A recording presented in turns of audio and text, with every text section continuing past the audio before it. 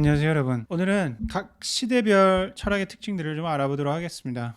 철학은 세상을 이해하고 어떻게 살아가야 하는가에 대한 지혜라고 했습니다. 그래서 각 시대별로 어떤 철학들이 주를 이루었는지를 살펴보면 그 당시 사람들은 삶에 대해서 어떤 질문들을 하고 살았는지를 알 수가 있습니다. 찾아보니까 철학의 역사는 고대, 중세, 근대, 현대 이렇게 네 개로 나뉘더라고요. 고대 철학이 가장 오래된 철학인데요. 고대 철학이 있기 전에, 그러니까 우리가 아는 철학이 시작되기 전에 상상력을 동원해서 자연현상을 설명하려고 했었습니다. 우리가 알고 있는 천둥과 번개의 신 제우스, 태양의 신 아폴로, 이런 식으로 상상력을 발휘해가지고 이야기를 만들어내서 자연현상을 설명하려고 했던 것이죠. 예를 들면 우리나라에도 단군 신화 이런 거 있지 않습니까? 그것과 비슷합니다. 그러다가 이제 인간의 사고가 좀 더 깊어집니다. 좀 더 똑똑해진 것이죠. 기원전 600년경부터 이제 인간과 우주의 본질에 대한 근본적인 질문을 다루면서 자연과학을 통해서 세상을 설명하려고 합니다. 그래서 초기 철학자들은 자연현상을 이해하고 설명하는 데 큰 관심을 가졌습니다. 예를 들어볼게요. 탈레스는 물을 만물의 근원으로 생각했습니다. 그의 생각은 자연철학의 시작으로도 볼 수가 있고요.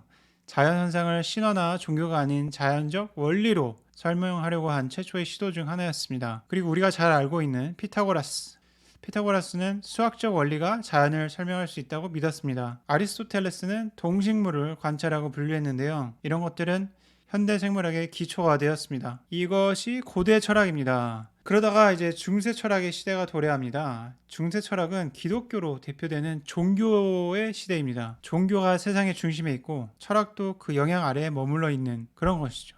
스콜라 철학, 신비주의, 토마스 아퀴나스, 신학과 철학의 통합, 이런 것들이 중세 철학의 특징인데요.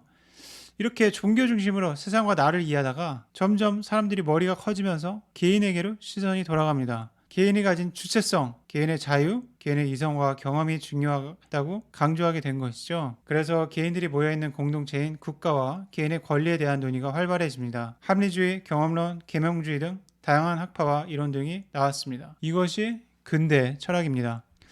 그 다음에 나오는 것이 현대 철학인데요. 현대 철학은 다양한 학파와 이론들이 산재해 있어가지고 정말 복잡하더라고요.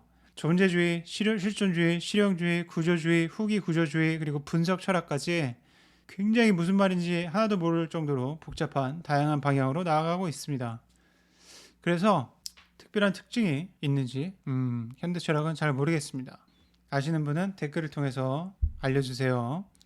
자, 요약을 해보면 우리가 아는 철학이 있기 전에 태양의 신, 천둥, 번개의 신 이렇게 상상력으로만 신화를 통해서 세상을 이해하던 때가 있다가 그러다가 고대 철학, 즉 과학적인 사고로 세상을 이해하려고 했던 고대 철학이 나타나고 그러다가 기독교와 같은 종교 철학이 주를 이룬 중세 철학, 그러다가 개인의 자유와 이성 결합을 중요하게 생각한 근대 철학, 그리고 온갖 것들이 산재한 현대 철학, 이렇게 요약해 볼 수 있을 것 같습니다. 쉽죠? 그러면은 우리가 여기서 얘기하려고 하는 스토아 철학은 어느 시대의 철학일까요? 고대 철학입니다. 기원전 4세기부터 기독교가 도래하면서 중세 철학 시대가 오기 전까지 사람들에게 전해지던 철학입니다.